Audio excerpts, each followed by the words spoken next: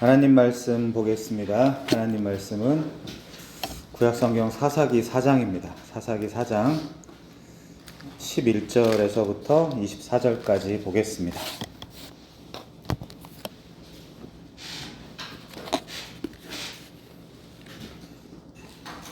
우리 신약 시대와 연결지어서 잘 생각하시면서 사사기 4장 11절부터 봐주시면 좋겠습니다. 제가 봉독해 드립니다. 모세의 장인 호밥의 자손 중 겐사람 헤벨이 자기 족속을 떠나 게데스에 가까운 사하나님 상수리 나무 곁에 이르러 장막을 쳤더라. 아히노함의 아들 바락이 다볼산에 오른 것을 사람들이 시스라에게 알림해 시스라가 모든 병거 곧 철병거 900대와 자기와 함께 있는 모든 백성을 하로셋 학고임에서부터 기손강으로 모은지라. 드보라가 바락에게 이르되 일어나라. 이는 여호와께서 시스라를 내 손에 넘겨주신 날이라. 여호와께서 너의 앞서 나가지 아니하시느냐 하는지라. 이에 바락이 10,000명을 거느리고 다볼산에서 내려가니 여호와께서 바락 앞에서 시스라와 그의 모든 병거와 그의 온 군대를 칼날로 혼란에 빠지게 하심에 시스라가 병거에서 내려 걸어서 도망한지라. 바락이 그의 병거들과 군대를 추격하여 하로셋 학고임에 이르니 시스라의 온 군대가 다 칼에 엎드려졌고 한 사람도 남은 자가 없었더라. 시스라가 걸어서 도망하여 겐사람 헤벨의 아내 야엘의 장막에 이르렀으니 이는 하솔 왕 야빈과 겐사람 헤벨의 집 사이에는 화평이 있음이라. 야엘이 나가 시스라를 영접하며 그에게 말하되 나의 주여 들어오소서. 내게로 들어오시고 두려워하지 마소서 하매 그가 그 장막에 들어가니 야엘이 이불로 그를 덮으니라. 시스라가 그에게 말하되 청하노니 내게 물을 조금 마시게 하라. 내가 목이 마르다 하매 우유 부대를 열어 그에게 마시게 하고 그를 덮으니 그가 또 이르되 장막 문에 섰다가 만일 사람이 와서 내게 묻기를 여기 어떤 사람이 있느냐 하거든 너는 없다 하라 하고 그가 깊이 잠드니 헤벨의 아내 야엘이 장막 말뚝을 가지고 손에 방망이를 들고 그에게로 가만히 가서 말뚝을 그의 관자놀이에 박음에 말뚝이 꿰뚫고 땅에 박히니 그가 기절하여 죽으니라. 바락이 시스라를 추격할 때에 야엘이 나가서 그를 맞아 그에게 이르되 오라 내가 찾는 그 사람을 내가 내게 보이리라 하매 바락이 그에게 들어가 보니 시스라가 엎드려져 죽었고 말뚝이 그의 관자놀이에 박혔더라. 이와 같이 이 날에 하나님이 가나안 왕 야빈을 이스라엘 자손 앞에 굴복하게 하신지라. 이스라엘 자손이 손이 가나안 왕 야빈을 점점 더 눌러서 마침내 가나안 왕 야빈을 진멸하였더라. 아멘. 사사기 강의 13번째 시간입니다. 오늘 또 잘 따라와 주셔서 전체를 이해해 주시고 오해하지 않으셨으면 좋겠습니다. 자, 오늘 또 땅의 원리가 아닌 하늘의 원리를 설명할 때 잘 이해하셔서 미리 이 땅에서 하늘을 사는 여러분들이 되시길 바랍니다. 오늘은 영광은 모든 남자들 사이의 한 여자가 취하는 것, 독점하는 것, 혹은 모든 남자들 가운데 홀로 영광받기 합당한 한 여자라는 제목으로 우리 신앙의 본질에 대해서 상고해 보겠습니다. 여성이 영광을 취하는 것이라니까 여성분들 좋습니까? 그런데 이 땅에 물리적인 여성, 성별을 가지고 있는 여자, 여러분이 아니라 한 여자, 한 사람의 여자 이야기입니다. 그가 누굴까요? 그가 영광을 독점하는 것이죠. 이게 듣기 싫으면 여러분 성도가 아닙니다. 우리는 영광을 얻지 못하는 것이 바로 영광을 얻는 길입니다. 역설적 현존이죠. 자, 우리 모두가 사실은 남자잖아요. 이 땅에서 남자잖아요. 분위기 왜 이렇죠? 왜? 바로 지난주 1탄에서는 우리가 다 여자라고 했다가 또 오늘은 우리가 다 남자라고 하니까 헷갈리십니까? 자, 사실 가만히 생각해보면 우리 모두는 남성성을 갖고 싶어하는 사람들이고 남성성을 갖고 있는 사람입니다. 현 시대에 political correctness라는 말 들어보셨어요? 정치적 광정, 정치적 공정성, 정치적 올바름 등으로 읽을 수 있죠. 소위 마이너리티, 즉 소수자에게 차별이나 편견, 불쾌감을 주는 표현이나 행동을 시정하는 데 굉장히 중요한 역할을 한 운동으로 평가되고 있습니다. 사실 뜻은 상당히 좋은 운동입니다. 우리가 타인을 불편하게 하거나 혐오할 이유가 없죠. 또한 그럴 권한도 없습니다. 다만 이런 말 그대로 이 땅의 정치적인 올바름에만 천착을 하다 보면 우리가 넓게도 못 볼 뿐 아니라 정작 중요한 것, 즉 하늘에 하나님의 뜻을 간과하기 쉽게 마련입니다. 그래서 세상 사조도 우리 눈에 보이기 아무리 선해 보인다 하더라도 조심해서 읽어야 되는 것이거든요. 세상 사조는 늘 아름다운 외관을 갖추고 우리 인간에게 아주 달콤한 인본주의의 형식을 띠게 마련입니다. 그럴싸하다는 것입니다. 일리 있다는 것이죠. 아무튼 우리 모든 인류는 물리적 남자든 또는 물리적 여자든 상관없이 성경의 표현을 빌리면 남자, 즉 남성성을 갖고 싶어하는 사람들이라고 정의를 할 수 있습니다. 그 논리가 뭘까요? 자, 인류 일반 역사 초반에 선악을 알게 하는 나무의 열매를 먹고 내가 하나님처럼 되겠다.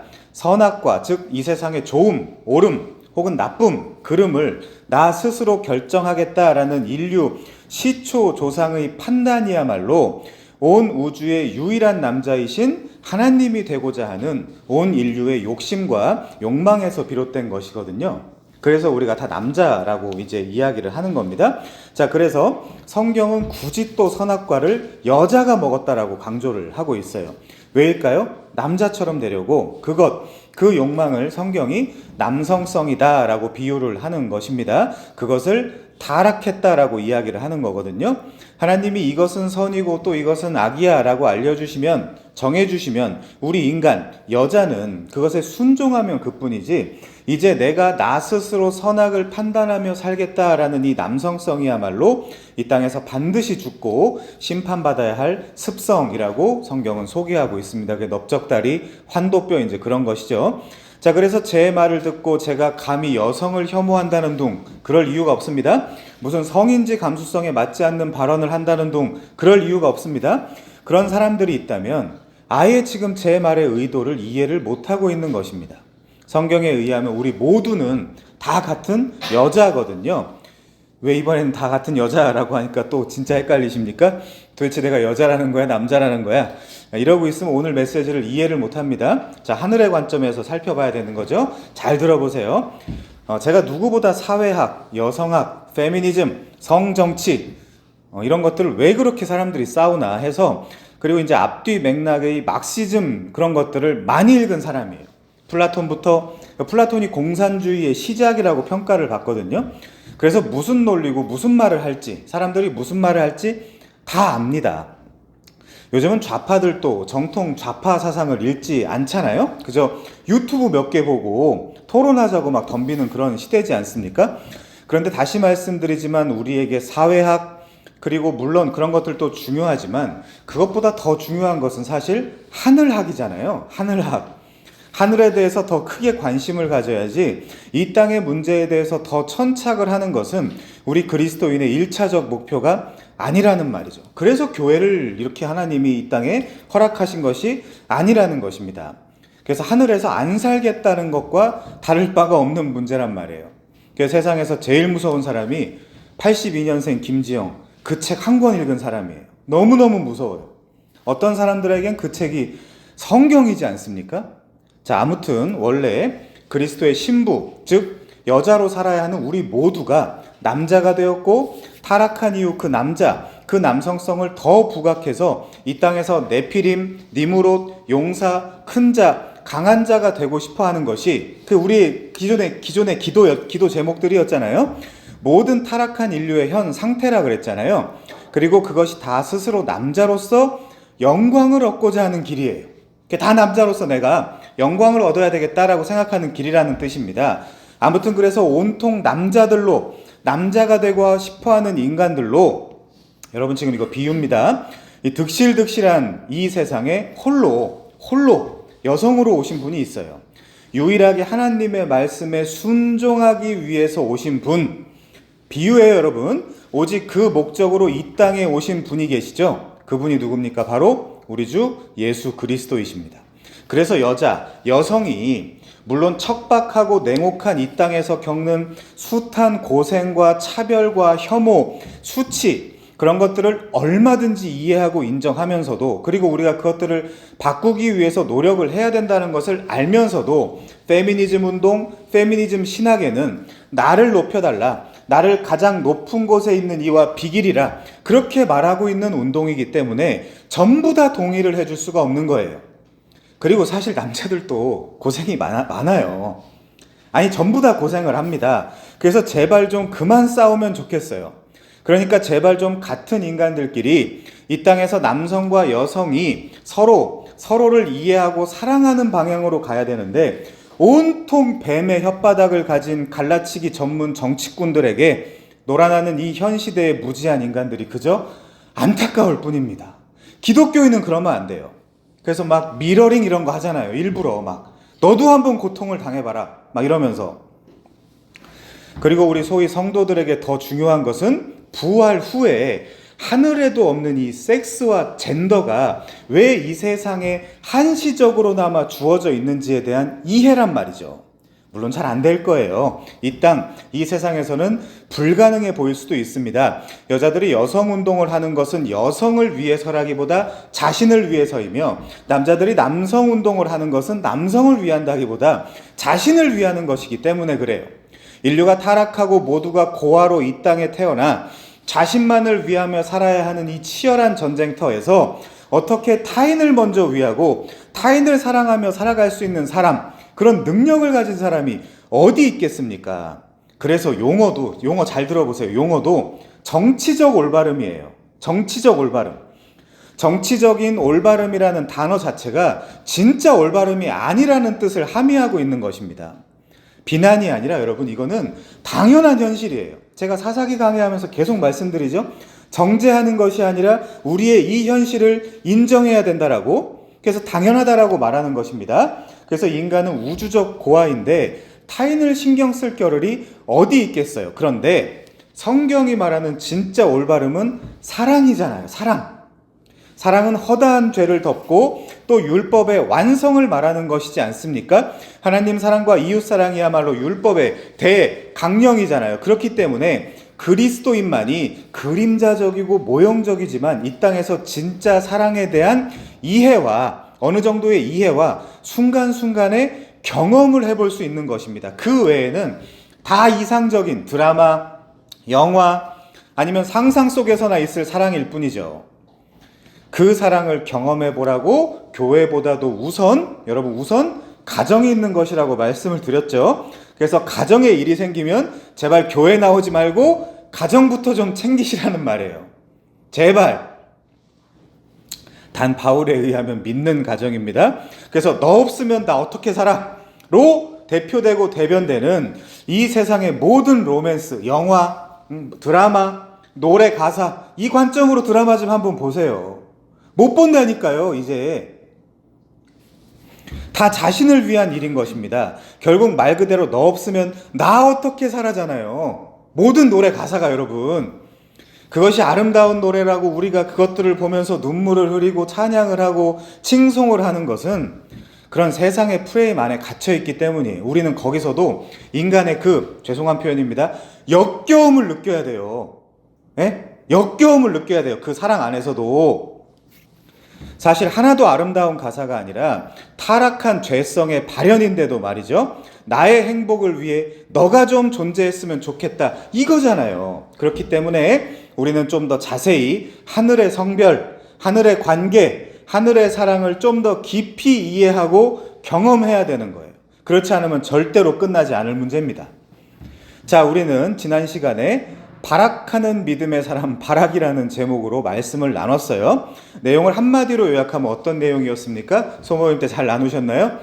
자, 발악은 분명 정직하게 구약과 신약의 평가를 토대로 한다면 어떤 사람이었죠? 믿음의 사람이었어요. 사무엘상 12장 11절, 히브리서 11장 32절, 베단, 바락. 왜 그는 쪼다가 아니라 믿음의 사람이었죠? 바락은 분명 물리적 남성이었지만 여성 드보라에게 의지하여 그와 함께 전장에 나가길 원했습니다. 놀랍게도 강함을 추구하는 이 세상에서 약함으로 내려가는 그 방법을 선택했다라는 뜻이에요, 바락이. 그리고 그것이 궁극적으로는 무엇입니까? 십자가예요. 모든 구약의 그림들이 다 십자가를 지향하고 있어요. 약하고 천한 모습으로 온 세상을 구원한 방편은 십자가밖에 없습니다. 그래서 남자들이 그 자리를 다 떠난 거예요. 십자가를. 여자들만 몇 명 남은 거예요. 그 십자가에. 그래서 유대인도 헬라인도 이걸 이해를 못하는 거예요. 당연히 이해를 못하죠. 그래서 바락은 사실 여호와의 전쟁에서 십자가를 붙잡은 게 됩니다. 바락이. 그래서 바락은 드보라라는 말씀이라는 뜻을 가지고 있는 사실 온통 한심한 남자들, 남성성의 세계, 그 온통 한심한 남자들 뿐인 이 땅에 여자로 오신 우리의 진정한 사사이신 그리스도를 모형하는 인물을 따라가 전장에 나갔고 또 승리를 쟁취했어요. 그래서 믿음의 사람인 것입니다. 성경의 평가가. 믿음이라는 것이 이 세상에서 얼마나 약한 것으로 비춰지는지요. 그래서 저도 마찬가지입니다만은 여러분 어디 쪽팔려서 세상에서 나가서 나 믿는 자유라고 할 수 있습니까? 욕먹어요. 바보 취급당한단 말이에요, 세상에서. 그래서 우리가 다 대충 속이고 마는 거 아니에요? 목사님이라고 부르지 말고 아저씨라고 불러라. 뭐 이제 이런 식으로. 그래서 사사기의 드보라 이야기는 율법을 뛰어넘어 오신, 전쟁은 남자만 나갈 수 있다 그랬잖아요? 그 율법을 뛰어넘어 오신 이 세상의 구조 자체를 부정하고 오신 우리의 진정한 사사, 하나님, 이사야 9장 6절 7절의 표현대로라고 하면 예수, 그분에 대한 이야기예요. 그녀를 따라갔기 때문에 바락은 여호와의 전쟁에서 승리했고 또 믿음의 사람이 되었습니다. 그리고 그 모든 영광도 인클루지오의 형태로 여자들로 그려진 드보라나 야엘이 취해야 맞는 거예요. 그 영광은 드보라나 야엘 거예요. 그러면 오늘 본문에서는 누가 영광을 취해야 되고 또 누가 사실상 구원자인 것일까요? 오늘은 그것을 말씀으로 변증해 보려고 합니다. 여러분, 사사기를 자세히 읽어보면 하나님은 인간의 생각이나 상상을 뛰어넘는 방식으로 일하신다는 것을 알 수 있어요. 물론 여러분은 이제 제가 이런 표현을 할 때 인간적으로 자세히 읽는다, 인간적으로 실수하지 않는다, 그런 개념이 아니라 하나님의 도움으로 성령의 빛으로 성경을 읽는다, 이런 식으로 이해해 주시면 좋겠습니다. 아무튼 그런데 여전히 하늘의 사람이 되지 못한 인간들은 마치 이 세상의 원리와 방불하게 본문 안에 있는 그럴싸한 인물, 아직도 전쟁에 나갈 만한 인물, 또 그럴싸한 방식을 부각시키는 형태로 본문을 읽어내고 설교하고 듣고 적용하고 그러고 있단 말이에요. 그게 뭐죠? 그게 인본주의예요. 성경을 가지고 지금 인문학을 하고 있는 거죠. 제가 인문학을 몰라서 혹은 싫어서 성경으로 성경 이야기만 하는 것이 아닙니다. 저는 목사이기 때문에 시간만 나면 인문학에 천착해요. 왜? 이 세상도 제대로 알고 싶거든요. 그러나 성경은 절대로 조금도 인문학으로 접근하는 책이 아닙니다. 성령의 눈으로 성경의 원리를 파악하면 스피리투스 쿰베르보라 그랬죠. 그렇게 파악하면 우리가 가는 길에 대해서 금방 이해하고 인식을 할 수 있지만 자연인의 눈으로 성경을 보면 어떻게든 인간적이고 이 본문도 누구를 본받을 사람이 없나? 아니면 누구를 본받지 말아야 될 사람이 없나? 이런 식으로 인본주의적 방식으로 이해하려고 할 수밖에 없어요. 비판이나 비난이 아니라 그럴 수밖에 없다라고 말씀을 드리는 거예요. 그래서 늘 성도의 시금석은 언제나 하나님을 바라보느냐 아니면 인간을 바라보느냐, 바로 이것이 신앙의 척도가 될 수밖에 없는 것입니다. 오늘 본문도 표면적으로 보면 매우 쉽죠? 자, 야엘이라는 이름으로 등장한 한 여자가 시스라라는 야빈의 군대 장관이며 세상의 임금을 상징하는 그 사람의 관자놀이에 말뚝을 박아서 죽이는 이야기예요. 여자를 사용하시나요? 우리 그렇게 읽어야 되나요? 자, 놀랍죠? 자, 이런 것들이야말로 우리의 상식의 눈에서 생각하면 납득할 수 없는 이야기들인 것이죠. 여기 등장하는 말뚝이라는 것도 당시 천막을 칠 때 사용하는 일상 도구거든요. 그러니까 불신자들이 성경 한 줄을 읽어놓고 야, 이게 말이 되는 이야기냐, 이게 소설이지, 이게 픽션이지 라고 하는 것은 이 세상에서 얼마든지 가능한 일입니다. 비판할 수 없어요, 그들을. 왜? 우리도 그 자연인의 상태로 태어났거든요. 그래서 비판을 한다라는 것은 쟤보다 내가 낫다는 것인데 우리 모두 그런 자연인의 상태로 출발을 하거든요. 그래서 내가 자연인의 상태로 이것을 알 수 없었다는 나의 옛 그 모습을 부정하는 것이 비판이나 비난이 가진 전제 조건이거든요. 우리끼리야 경중을 따질지 모르지만 하나님은 이 세상의 모든 죄인들을 다 똑같은 남성성을 갖고 있다고 보시는 것이거든요. 그거 죽여야 되겠다 이러는 거예요, 지금 하나님. 그거 죽여야 되겠다. 그래서 여호와의 전쟁은 절대로 누가 더 남성성이 충만하냐, 누가 더 쓸만하냐의 전쟁이 아니에요. 10,000명이 나갔냐, 20,000명이 나갔냐, 30,000명이 나갔냐, 야 그러면 가능하겠다. 이게 여호와의 전쟁이 아니에요. 근데 세상은 그렇죠. 그러나 진리는 말씀 전쟁이고 순종 전쟁인 것입니다. 모든 인간이 가장 싫어하는 전쟁이에요. 그래서 성경에서 몇 명 없다라고 이야기하는 거예요. 그런데 사사기를 잘 보면, 아니 성경 전체를 잘 보면 민족 전체의 순종이 아니라 그들의 대표자 한 사람이 하나님 앞에서 잘하면 모두가 구원을 받고 모두가 복을 받는 구조로 이루어졌단 말이죠. 물론 그 이후에 각 개인도 성령에 의해서 하나님의 뜻에 순종하고 복종하는 삶을 살아가야 하는 존재로 그려지는 것이에요. 그것이 교회죠. 그것을 훗날 신약의 용어로 우리의 대표자 예수를 닮아간다라고 사람들이 이야기를 하는 것입니다. 그래서 이스라엘 백성들이 가나안 땅에 들어와서 가나안 사람들과 인접 이방 민족들과 전쟁을 하는 것을 보면 전부 다 소위 여호와께서 붙이시는 전쟁으로 묘사되어 있거든요. 하나님의 주권이죠. 그것을 여호와의 전쟁이라고 합니다. 그래서 전쟁의 승패는 언제나 전술이라든지 전략이라든지 그런 것 때문이 아니고 여러분 삶에 적용하셔야 돼요. 내가 하나님 앞에서 어떤 삶을 사는가, 특별히 구약시대에는 가나안 땅에 들어가 살 때 삶의 지침으로 주신 율법을 지키는가 지키지 않는가로 결정이 났어요. 전쟁의 승패가. 마음의 할례를 받았냐는 것이죠. 그래서 이스라엘이 전쟁을 드라이브하거나 주도하는 것이 아니라 언제나 여호와께서 주도하시는 것입니다. 구약에 그려진 모든 전쟁의 결과가 순종의 여부로 결정이 났어요. 그렇다면 이스라엘은 힘을 갖고 있으면 안 돼요. 우리도 힘을 갖고 있으면 안 돼요. 그것이 소위 남성성이란 말이에요. 그럼 내 힘과 하나님의 힘이 부딪힐 거 아닙니까? 그래서 여호와께서는 자꾸만 이스라엘의 힘을 빼는 일들을 하시는 거예요.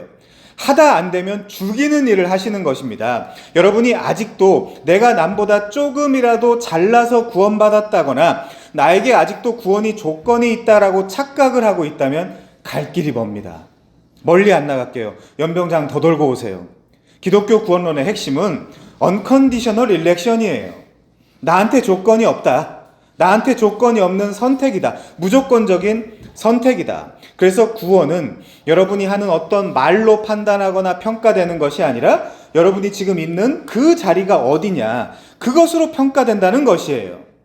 그래서 기독교는 예수를 본받는 종교가 아니라 그냥 예수를 받는 복음이에요.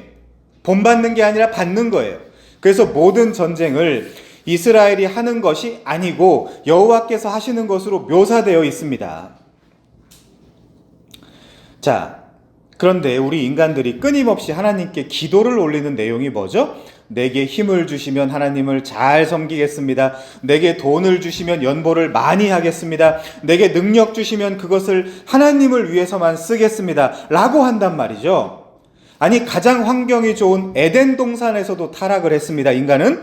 그런데 지금 나에게 조금만 더 좋은 환경을 주시면 제가 하나님을 더 잘 섬기겠다라고 서원하고 맹세하고 있단 말이에요. 그런데 성경은 뭐라고 하죠? 야, 그 여자의 서원, 그 여자의 맹세 내가 못 받겠다. 가서 남편한테 허락받고 아빠한테 허락받고 와라. 이렇게 이야기한단 말이죠. 그게 다 무슨 얘기겠습니까? 그러니까 우리 인간들은 계속해서 나에게, 잘 들어보세요. 나에게 내 안에 힘을 축적하고 누적하고 쌓아놓고 싶은 본성이 있단 말이에요. 만나 사건이 그거 가르쳐 주잖아요. 그것을 한마디로 줄이면 뭐예요? 불신앙입니다. 그게 불신앙이에요. 내 안에 그 능력들을 가둬놓고 싶은 거예요. 뭔가를. 자, 신앙이라고 하는 것을 현실적으로 말씀드리면 가능한가 불가능한가 한번 들어보세요. 지금 당장 저녁 먹을 돈이 없고 내일 나갈 일자리가 없고 극도의 공포와 불안 앞에 서 있어도 하나님 한 분으로 만족하고 그의 뜻에 순종하고 그가 내게 주신 약속과 언약을 살피며 마치 없어도 있는 것처럼 이루어지지 않았어도 이루어진 것처럼 배짱을 갖고 사는 것, 그게 신앙이거든요.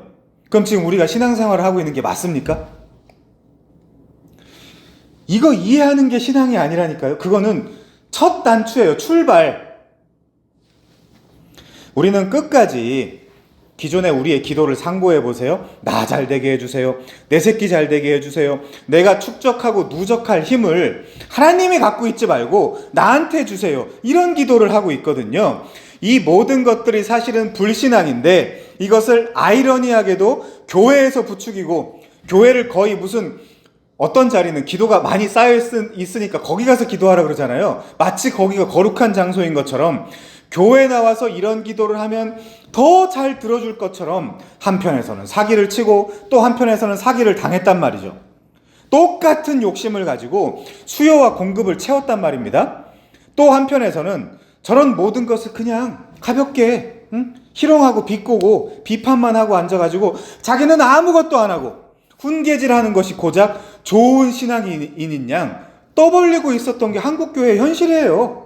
딱 세 부류로 나눠져요, 한국교회는. 그러니까 저 같은 사람들어 기도를 하지 말라, 헌금을 하지 말라, 선교 혹은 전도를 하지 말라라고 했다며 종교인들끼리 모여서 광분의 간담회를 진행한 거예요. 제 말을 이해를 못하는 거예요, 지금. 제가 언제 기도하지 말라고 하고 헌금하지 말라고 하고 전도하지 말라고 했습니까? 못 알아듣는 거예요. 못 알아듣는 거예요. 무슨 목사라는 인간들도 성경을 다룬다고 하면서 못 알아듣는 거예요. 알아먹으면 사역을 그렇게 하지 않았겠죠. 하나님 두려워하면서 사역을 했겠죠. 목사는 사람 두려워하는 게 아니라 하나님 두려워하는 사람이거든요. 결국 교회라는 곳에서 불신앙을 더 가르치고 거기에 굳어진 종교인들은 기존 프레임에서 허우적거리며 도무지 그 자리에서 못 빠져나오는 거예요. 소경이 소경을 인도하고, 그렇게 성경에도 써있죠. 교인 한 사람을 얻으려고 온 세상 천지를 다니다가 교인 한 사람을 얻으면 더 지옥 백성이 되게 만든다고, 배나 더 지옥 백성이 되게 만든다고 써있잖아요. 종교인들, 바리새인들이. 그러면 거기서 빠져나오려면 어떻게 돼야 될까요? 죽어야 된다니까요. 죽어야 된다니까요. 그래서 여러분을 하나님은 십자가로 치셔서 각 개인을, 자신을 부인시키는 거예요. 그게 자기 부인이에요. 오늘 본문도 마찬가지입니다. 그래서 교회는 죽는 곳이지 사는 곳이 아니에요. 매주 와서 죽는 곳이에요. 제사 지내는 곳이지 광분의 축제를 벌이는 곳이 아니에요. 자기 긍정의 장소가 아니라 자기 부정의 장소여야 돼요, 교회는. 자, 사사기 당시에 이스라엘은 전쟁에 나갈 수 있는 것을 20세 이상의 남자로 율법에 그냥 묶어놨어요. 드보라가 나가면 안 돼요, 그러면. 그런데 지금 2023년쯤 이스라엘도 여군 뽑죠? 아니, 이스라엘도 급하면 안 지키는 율법을 왜 대한민국 목사들이 교인들한테 지켜야 된다라고 얘기하고 있냔 말이에요. 지금 이스라엘도 그거 안 지킨다니까요. 아무 생각이 없는 겁니다. 아무튼 그 가나안 땅에서 율법을 뛰어넘어, 자격이나 조건, 그것을 뛰어넘어 등장하고 있는 드보라나 야엘 밑으로 모든 남자들은 기어가라. 예? 하나님이 지금 모든 남자들은 기어가라. 하나님이 만약에 이러시면 예, 알겠습니다. 저는 낮은 자세로 그 자리에 기어가겠습니다 라고 하는 것이 신앙이에요. 그것이 그대로 그리스도의 십자가로 연결되는 것입니다. 십자가 안 믿고 싶잖아요. 그 자리에 안 가고 싶잖아요. 그래서 모든 남자들은 한 명도 없다니까요. 십자가 밑에. 여자들만 몇 명. 여러분 잘 생각해 보세요. 십자가로 용서받는 구원 좋아요? 난 싫은데. 제 솔직한 고백이에요. 난 싫은데. 아니면 세상에서 내가 가장 잘난 놈이어서 나는 그냥 고난과 죽음이라는 그 과정 없이 하늘나라로 직행하는 것이 좋아요? 그게 좋지 않겠어요? 다른 사람들은 와, 대단하다, 짱이다, 멋있다, 훌륭하다 이럴 텐데. 근데 하나님은 꼭 그 남성들을 끌어다가 너 십자가에서 기어, 박박히고 거기서 죽어 이렇게 이야기한단 말이에요. 그 내용이 오늘 본문 내용이에요. 봐라, 너 드보라 밑으로 들어가, 야엘 밑으로 들어가. 그러면 예 알겠습니다 하고 들어가는 것이 신앙이에요. 인간이 태어난 본성 자체가 눈에 보이는 힘을 의지하면서 사는 겁니다. 비난이 아니라 그럴 수밖에 없어요. 종교인들은 모든 문제를 말씀과 기도로 해결한다라는 종교 PC주의에 빠져서 아주 달콤한 명분과 당위를 말하다가도, 잘 들어보세요, 교회에 실질적인 문제가 생기면 그때는 예배고 기도회고 다 접고 이제는 누가 더 강하냐, 어디가 힘이 더 세냐, 숫자가 어디가 더 많냐, 여기로 가는 겁니다. 왜 그때는 기도회를 안 하죠? 왜 그때는 예배를 안 드리고? 이제 아시겠어요, 여러분? 기존 종교 시스템이 가진 기도나 예배나 기도회가 얼마나 허구인지? 급하면 인간 방법을 취하는 거예요. 급하면. 그래서 인간들은 끝간데 없이 누가 더, 어디가 더 남성성이 충만하냐로 판가름하고 싶어 하는 것입니다. 그것이 불신앙이라니까요. 그래서 교회마다 문제가 생기면 그때 딱 기도회를 접고 당회로, 노회로, 총회로 올라가서 더 센 놈한테 내 편 좀 제발 들어달라고 부탁하는 거 아닙니까? 아니, 그때 가서는 인간적인 방법을 택하잖아요. 우리 교회도 노회에다 걸어서 한번 없애보려고 시도했잖아요. 그때 기도해야 하면 안 되나요? 그럼 여러분들은 왜 기도하라 그러죠? 종교인들이? 가스라이팅이란 말이에요. 더 대단할 게 없어요. 그래서 지금도 먼 교회라는 곳이 늘 재판이에요. 종의 재판, 아니면 세상 법정에서 재판. 바울이 그거 하지 말라 그러잖아요. 야, 그 정도 지혜도 없어? 니들끼리 선악이 뭔지 판단할 만한, 신약의 선악, 그걸 판단할 만한 그 정도 지혜도 없단 말이야? 그것을 세상 법정에다 맡겨야 돼? 그래서 그 힘을 아직도 추구하고 있다는 것 자체가 뭘 반증하는 것이냐면 신앙이 없다라는 것을 드러내고 있다는 것입니다. 그리고 실제 신앙이 없으면 신앙 있는 척을 하기 위해 온갖 미사 여구와 신학적 수로들을 끌어다가 자신을 치장하는 것이 우리 인간이에요. 어떻게든 이 세상에 남자가 되고자 하는 것입니다. 이 온 우주의 남자는 단 한 분뿐인데 말이죠. 그래서 제가 사람들이 기도회 하고 있는 것을 살펴보면서 이렇게 생각이 들었어요. 주님, 제발 제게 불신앙을 주옵소서. 뭐 달라는 게 다 그거예요. 불신앙 달라는 거. 주님, 제발 나를 더 이상 예수 믿을 필요가 없는 존재로 만들어 주옵소서. 예수는 필요 없으니 제발 내게 힘을 주옵소서. 제발 나를 강한 남자로 만들어 주옵소서라고 그렇게 기도들 하고 있길래 그따위 기도들 할 거면 다 때려치라고 한 것입니다. 에? 아니, 실효성도 없잖아요. 왜 교인이 점점 줄죠? 기도응답이 잘 됐어 봐요. 사람들이 교회를 떠나겠습니까? 바글바글 하죠. 그래서 사람들은 자꾸 그 힘을 내 눈으로 보고 싶어 하는 거예요. 사람들이 하나님과의 깊은 영적 교제, 여러분 그거 원해요? 그 성소에 깊이 들어가서 하나님과의 그 깊은 영적인 교제 원해요? 그거 원하면 진짜 성도인데? 골방에 가서, 예배 끝나고 골방에 가서 여러분 다 자. 가족들 다 자. 나는 진짜 기도할 거야. 하나님과 교제할 거야. 그거 원해요? 그거 원하면 진짜 성도인데? 놀랍네? 조금이라도, 한 방울이라도 그분을 누리고, 즐기고, 느끼고, 경험하는 삶을 살려는 것이 아니라 온통 모든 신앙적 관심이 내 새끼, 내 부모, 내 직장, 그것도 다 나잖아요. 나한테 들러붙어 있는 것들 아닙니까, 다. 그러니까 세상을 못 이기는 겁니다. 그러니까 세상을 못 이기는 거예요. 그 나라는 프레임을 뛰어넘어야, 그러니까 내가 삭제되고 죽어져야 비로소 하나님만이 온전한 내 기쁨이며 내 즐거움입니다 라고 고백할 수 있는데, 온통 신앙생활을 하는 이유도 나 하나 잘 되기 위해서, 나 천국 가기 위해서. 그 좋은 신앙이라고 배웠죠. 나 천국 가기 위해서. 아니란 말이에요. 그거 좋은 신앙. 한순간이라도 하나님 더 보고, 한순간이라도 하나님의 그 아름다움 앙망하고, 한순간이라도, 한 번이라도 그분을 위해서 살았으면 좋겠다. 나 천국 가서 그네 타고, 근두운 타고, 시소 타고, 거기는 죄도 없고 악도 없고, 그러기 때문에 천국 가는 거는 우상숭배입니다, 여러분.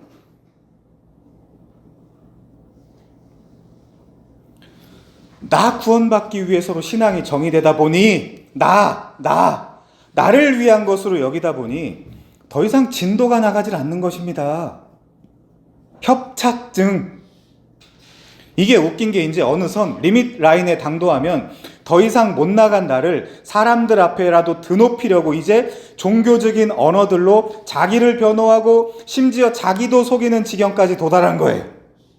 한국교회가 딱 지금 거기 있어요. 그러다가 아주 현실적으로 접근하면 교회 안에 있다가 뭐 되는 거 없고 예수 믿어도 뭐 소용없고 다 그 얘기 하잖아요. 하나님 주권, 뭐 예정론, 뭐 하나님 주권. 그럼 내가 예수 믿을 필요가 뭐가 있냐? 관심이 하나님한테 없다는 것입니다. 그게 시금석이에요.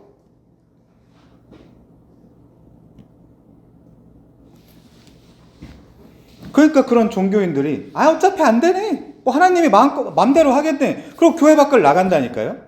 이스라엘에게서 탈출한 상태, 그 언약 백성에게서 탈출한 상태, 그것을 배교 혹은 배도라고 하는 거예요. 바울이 언약 밖으로 나가버린 것이라니까요. 우리 본문 11절 볼까요? 그자의 전형이 나옵니다. 본문에 11절이요. 모세의 장인 호밥의 자손 중 겐 사람 헤벨이 자기 족속을 떠나 게데스에 가까운 사하나님 납달리 지파 남쪽 변경에 위치한 한 장소입니다. 사하나님 거기 옆에 상수리 나무 곁에 이르러 장막을 쳤더라. 드보라 상수리 나무 이거 설명하려면 다음번에 할게요. 이거는. 자, 우리 이 사람이 누군지 한번 생각해 봅시다. 우선 모세의 장인 호밥의 자손 중 겐 사람 헤벨이라고 소개돼요. 제가 전에 말씀드린 것 같은데 장인과 처남의 히브리어 자음은 똑같기 때문에 히브리어로 장인은 호텐, 처남은 하탄입니다. 그러니까 이 사람은 논리적으로 모세의 장인이라기보다 처남이 맞아요. 처남의 자손이 맞는 것입니다. 번역 오류예요. 그런데 우리가 이 부분을 사사기의 문맥 안에서 어떻게 이해를 해야 될까요? 우선 민수기 10장 29절 가볼까요? 민수기 10장 29절 29절부터 34절 여러분들이 보시면서 들으세요. 여기 보면 모세가 이 르우의 아들 호밥에게, 그러니까 처남이죠, 여호와께서 주마하신 곳으로 같이 가자라고 해요. 근데 얘가 안 가려고 하다가 계속 사정하고 부탁하니까 같이 갑니다. 한글 성경에 재밌게 갑자기 처음엔 반말로 해요, 모세가. 그러다 이제 존댓말로 사정을 하는 모습들을 볼 수 있는데, 어쨌거나 우리와 동행하면 여호와께서 우리에게 복 내리시던 대로 우리도 당신에게 행하리이다. 그러면서 가나안 땅에 가자라고 이야기를 해요. 자, 여기 모세의 장인, 물론 저는 처남으로 봅니다만은 르우의 아들 호밥에게 여호와께서 주마하신 곳으로 동행하자라고 하는데 안 가겠다라고 하다가 청해서 가긴 간단 말이죠. 그 땅이 가나안 땅이 거기가 사사시대의 지리적 배경이란 말이에요. 약속의 땅이에요. 그래서 모세는 지금 당신이 광야에서 진을 치는 법을 알고 우리 눈이 된다라고 고백을 해요. 물론 진 치는 일도 여호와께서 하실 일이고 이들의 눈이 될 분도 여호와죠. 그래서 모세도 가끔 보면 굉장히 불신앙에 쩌들어 있는 모습들을 보여요. 지금 사람한테 의지하는 거 아닙니까? 오늘은 그게 중요한 게 아니라 아무튼 우리가 성경을 전체적으로 보면 이제 이걸 이해한 상태에서 이해한 상태에서 사사기로 갑니다. 사사기 1장 16절이요. 사사기 1장 16절. 모세의 장인은 겐 사람이라 그의 자손이 유다 자손과 함께 종려나무 성읍에서 올라가서, 여기가 어디라 그랬죠? 여리고 성이라 그랬죠? 아랏 남방의 유다 황무지에 이르러 그 백성 중에 거주하니라. 자, 결국 이 겐 사람인 모세의 처남 호밥의 자손이 유다 자손과 함께 종려나무 성읍 여리고성에서 올라와 남방의 유다 황무지에 이르러 그 백성 중에 거주하는 것을 볼 수 있어요.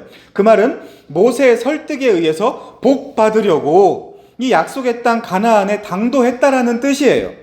여기 그 백성 중에 거했다고 하는 그 지시 대명사는 유다와 함께 살았다는 말이 아닙니다. 이미 사사기 1장부터 겐 사람이요 모세의 처남인 호밥의 자손들은 사사기 초반부터 이미 언약 백성의 모형인 이스라엘을 떠나서 이방인과 짝이 되어 있는 모습, 즉 배도와 배교를 한 모습을 보여줘요. 누구처럼?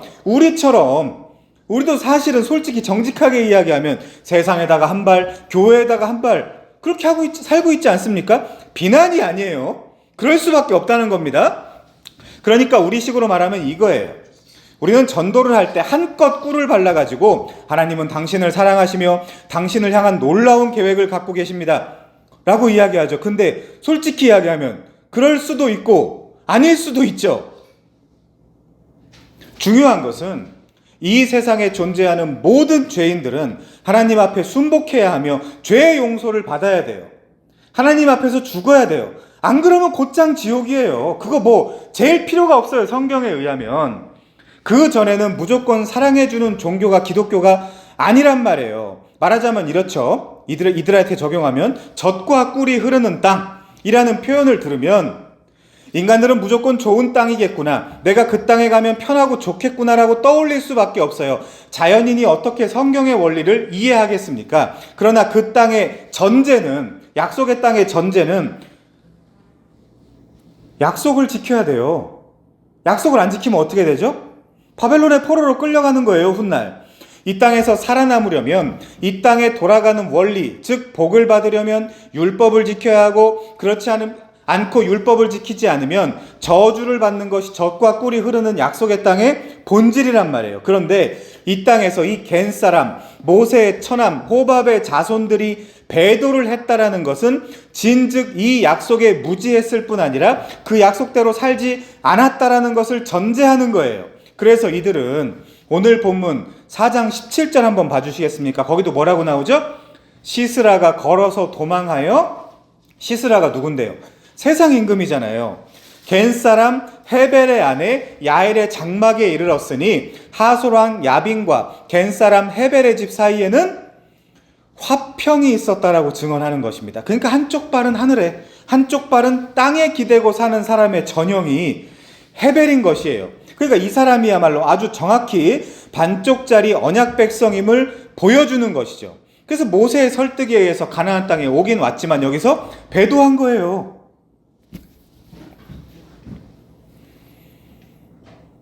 자, 여러분은 어떻습니까? 여기는 여러분이 죽는 자리이고 우리의 가치는 복음뿐입니다. 그 말에 만족하세요? 아니잖아요.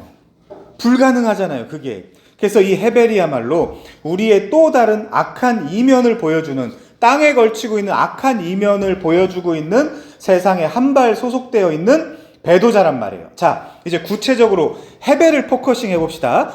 사실 지금 사사기의 전체 문맥과 의도는 지금 특정인을 사용해, 그것은 헤벨이죠. 그 특정인을 사용해 이 이스라엘 전체를 그 헤벨이란 사람 안에다가 집어넣고 그를 부각시켜서 이스라엘 전체의 신앙 상태를 보여주고 있는 거예요. 사사기 다음 성경 룻기에서도 배고프니까 약속의 땅 가나안을 떠난 나오미와 가족들을 보여주잖아요. 그게 이스라엘의 현실이었잖아요. 아무튼 그래서 인클루지오, 즉 드보라와 야엘로 이어지는 이 사사기의 문맥은 이스라엘의 지도자들, 관원들이 형편없었기 때문에, 그러니까 율법식으로 말하면 이스라엘의 남자들이 형편없었기 때문에 당시 연약하고 유약한, 그리고 율법에 매여 움직일 수도 없고 움직여서도 안 되고 전쟁에도 나가서는 안 되는 여자들이 등장을 하고 있는 거예요. 그럼 남자들에 대한 정죄죠. 그러면 율법을 뛰어넘는 구원자, 이 여자들이 누구를 상징하겠냐는 말이죠. 정확히 그리스도를 상징하는 모형적 존재입니다. 본문 12절 볼까요? 12절, 16절까지 봅니다. 아비노함의 아들 바락이 다볼산에 오른 것을 사람들이 시스라에게 알림해 시스라가 모든 병거, 곧 철병거 900대와 자기와 함께 있는 모든 백성을 하로셋 학고임, 옛날에 뭐라 그랬죠? 여기가 이방의 갈릴리랑 같은 지역이라 그랬죠. 하로셋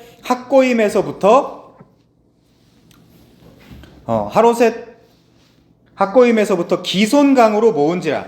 드보라가 바락에게 이르되 일어나라, 이는 여호와께서 시스라를 내 손에 넘겨주신다리라. 옛날 성경은 붙이신 날이라 이거예요. 여호와께서 너의 앞서 나가지 아니하시느냐 하신지라. 이해가 뭐예요? 믿음의 사람이라는 증거예요. 바락이 만약에 이거 이해가 아니라 자기 스스로 먼저 나갔으면요, 지는 거예요. 죽는 거예요. 얘는 믿음의 사람이 아닌 거예요. 근데 우리가 가만히 살펴보면 그거 하고 싶다니까요?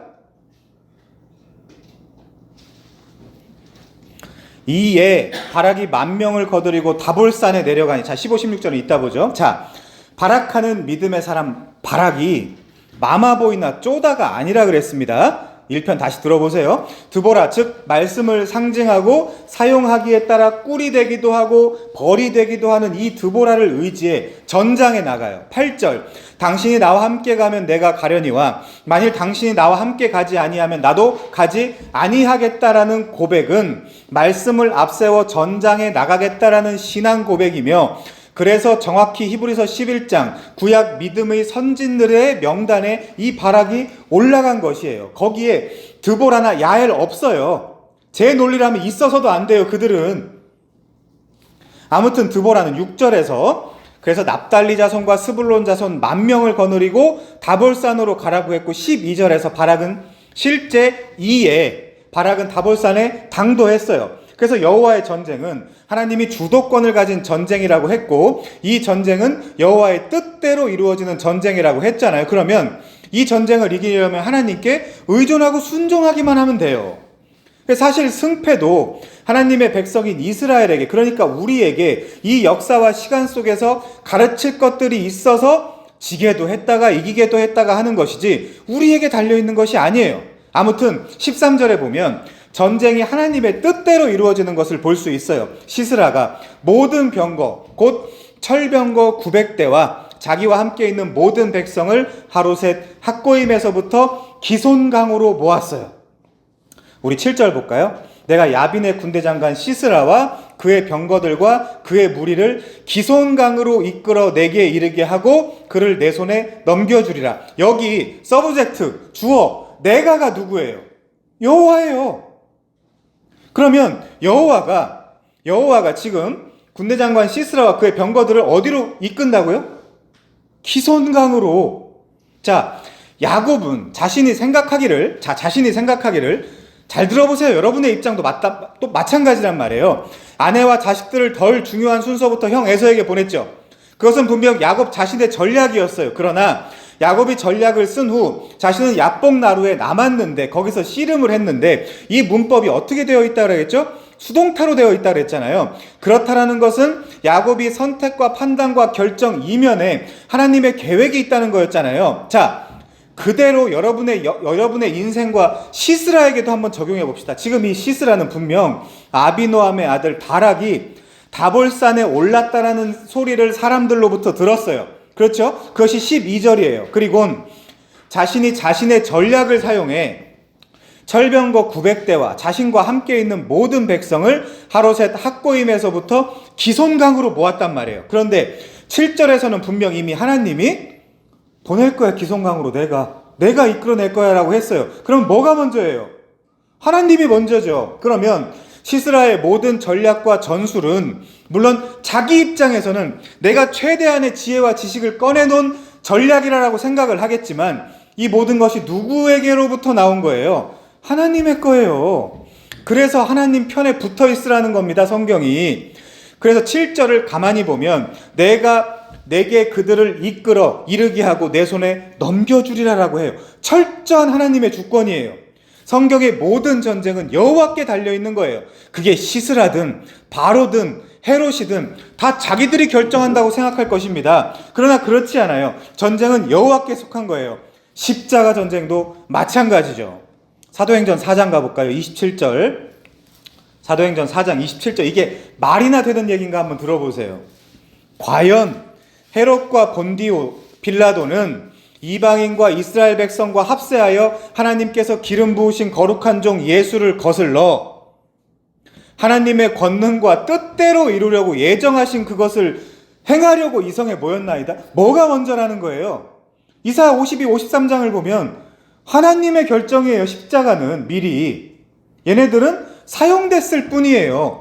그러니까 모든 역사가, 심지어 십자가까지도 하나님의 의에서 이루어지는 것입니다. 그러면 어느 편에 있어야 여러분이 안전하겠어요? 하나님 편입니다. 그래서 창세전부터 하나님이 작정한 자들은 이 역사 속에서 부르시는 거예요. 유효적 부르심. 자, 그래서 하나님이 이 땅에서 부르실 때 정확하게 둘로 갈라주는 거예요. 거룩과 비거룩으로. 그래서 레위기 같은 데서 이건 거룩한 거, 거룩하지 않은 걸로 딱 나누는 거예요. 하늘과 땅을 나누는 걸 처음 창세기의 시작으로 이야기를 하듯이. 그럼 우리한테 물어보는 거죠. 너 하늘의 사람이야, 땅의 사람이야? 저 하늘의 사람인데요? 그거 네 주장 아니야? 그럼 증거를 대야지. 그 증거가 뭘까요? 드보라 밑에 기어 들어가서 전쟁 나가. 예, 알겠습니다, 하나님. 그게 신자의 증거예요. 그게 정확하게 야고보서로 이어진단 말이에요. 믿음을 가진 자의 행함, 믿음이 발현되는 행함.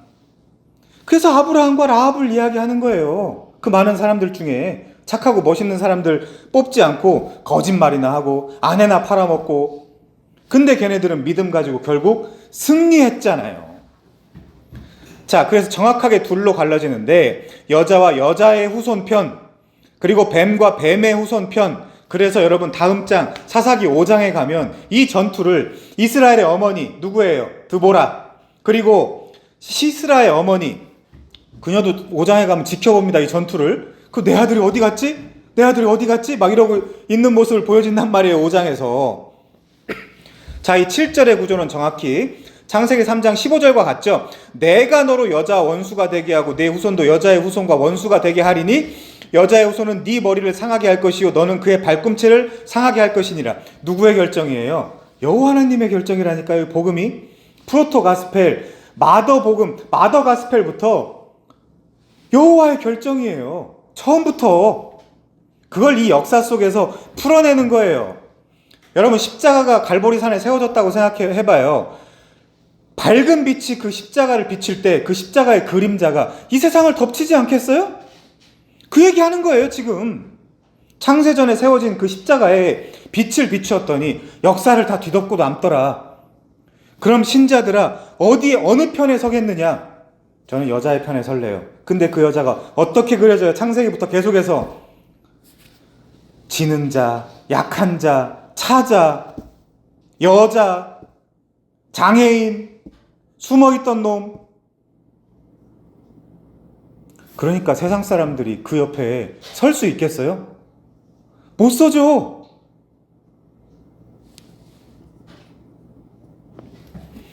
우리는 이 시간과 역사를 파편적이고 편파적으로 이해하고 인식할 수밖에 없기 때문에 이런 예정, 그 예정의 빛이 이 세상에서 어떻게 비추어가는지 이런 거에 대한 인식의 한계를 가지고 있기 때문에 그리스도의 십자가를 통해 하나님의 섭리와 경륜 내에 나를 내어 맡기면 그뿐이에요. 그래서 십자가의 밝은 빛이 비추면 그렇구나, 하나님 순복하겠습니다 라고 하는 것이 신자, 성도의 증거예요. 그러면 지난주에 내드린 숙제 잘 푸셨습니까? 도대체 왜 하나님은 7절에서 이들 시스라와 그의 병거들과 그의 무리를 기손강으로 부르셨을까요? 왜 기손강으로 이끌어냈을까요? 여러분, 기손강이 무슨 뜻입니까? 1차적으로 구부러진, 또 굴곡, 뭐 이런 뜻들이거든요. 그리고 올가미를 놓거나 덫을 놓을 때도 이 단어를 사용합니다. 그러니까 하나님이 정확하게 덫을 놓은 거죠, 지금 기손강에. 그러면 굳이 하나님은 시스라 일당을 기손강으로 모으시겠다라고 했던 이유는 뭘까요? 시스라의 판단에는 자기가 기손강으로 가면 좋겠다라고 판단을 했지만 그것은 하나님의 결정이잖아요. 그러면 이 시스라에게 올가미를 놓고 덫을 놓은 분은 누구예요? 하나님입니다. 이 기손강에서 무슨 일이 일어났어요? 기손강에서는 갑자기 내린 홍수로 말라있던 와디가 뭔지 아세요? 간헐하천, 건조 지역에서 평소에는 마른 골짜기였다. 그러니까 철병거가 갈 수 있어요. 그래서 얘도 그런 판단을 했던 거예요.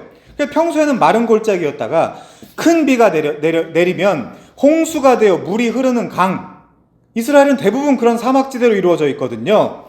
그래서 마를 때에는 통행로로 사용이 됩니다. 그래서 거기 갑자기 물이 넘쳐나고 그곳이 바로 이스라엘을 괴롭히던 시스라 일당의 심판 장소가 돼버린 거예요. 무슨 사건의 반복이죠? 출애굽기 14장 13절 한번 가볼까요?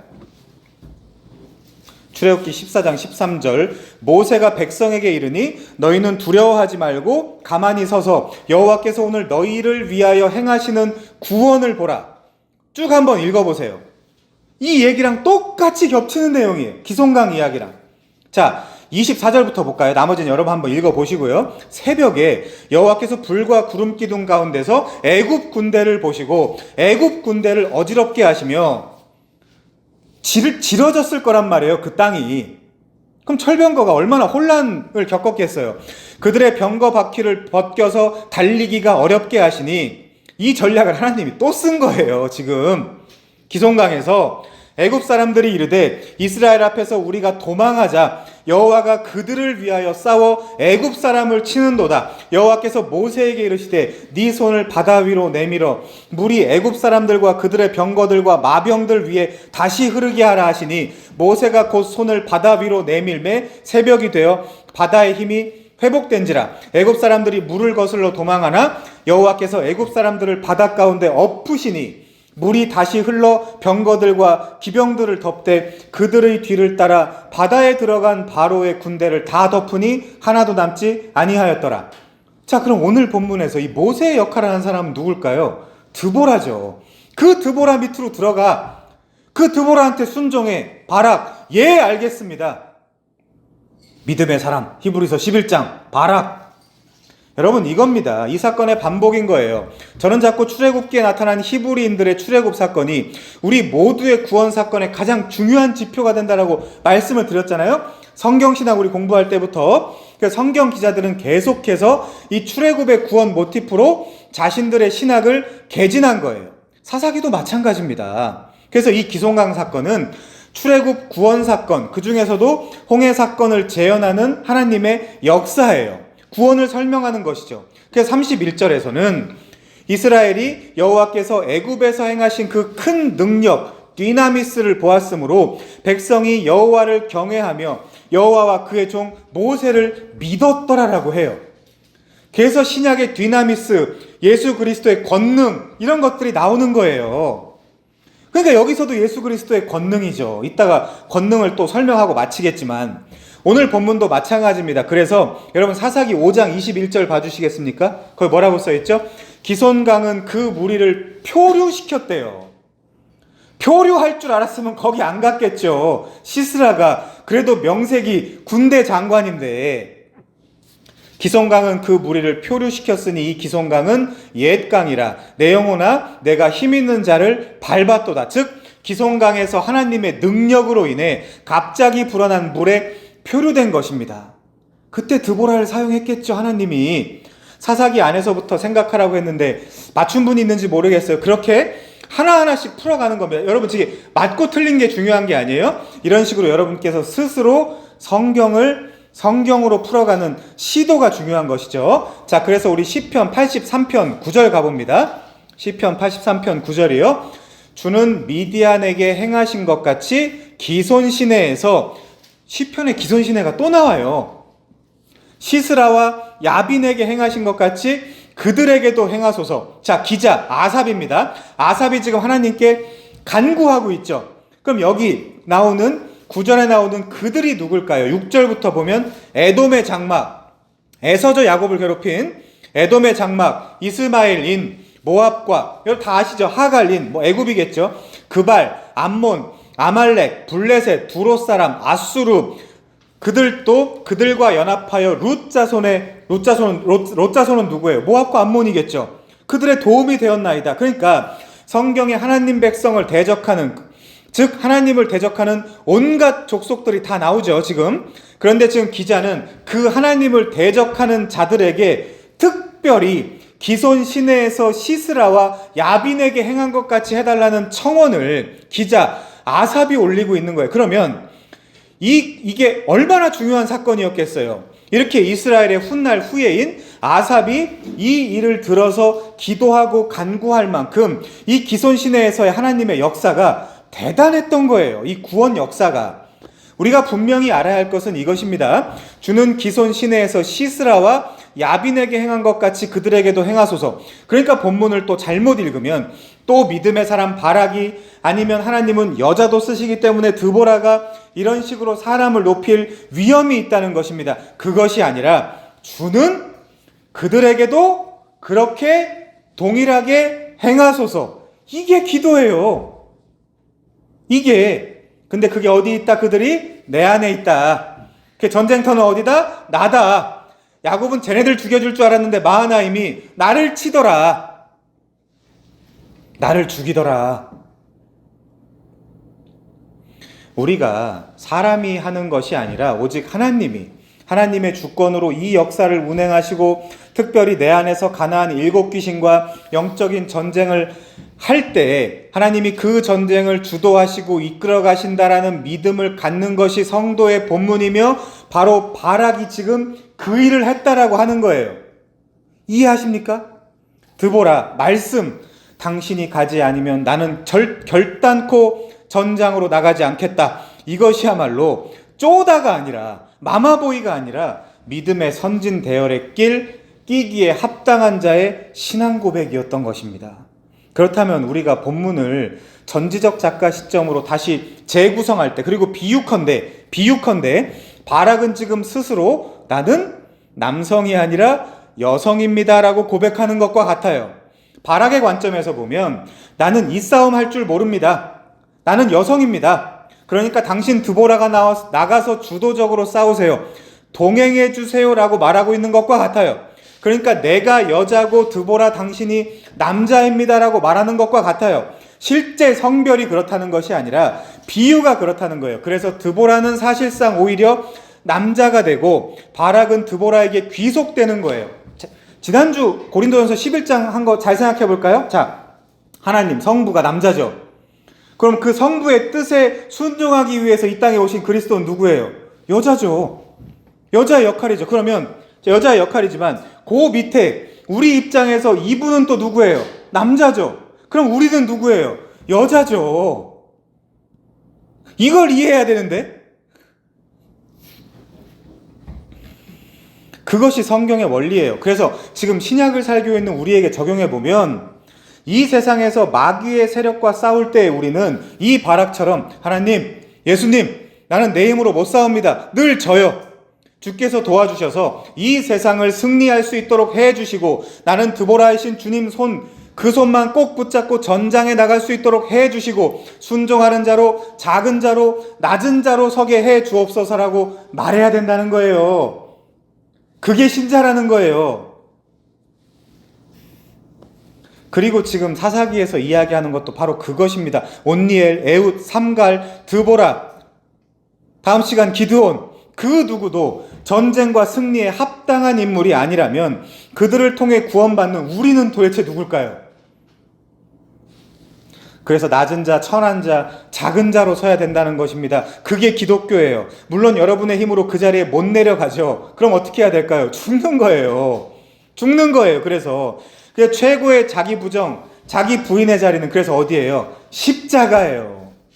십자가에서 죽었다라는 의미가 어떤 것인지 명확하게 내 영혼에 각인되지 않았다면 여러분은 여전히 자기 주장, 자기 긍정, 자기 의, 자기 애가 충만한 철없는 애로 그 희한한 착각 속에서 살다가 구원받은 자라고 착각하면서 살다가 야복강, 요단강을 건너지 못할 가능성이 높아요. 이미테이션 하지 말라니까요. 하려면 하고 말라면 말고. 지금 사사기에서의 문맥에서 남자 바락만을 써서 이 전쟁이 승리로 끝나버린다면 사람들이 뭐라고 하겠어요? 10,000명 정도면 되는 전쟁이었나 보다. 이렇게 하지 않겠어요?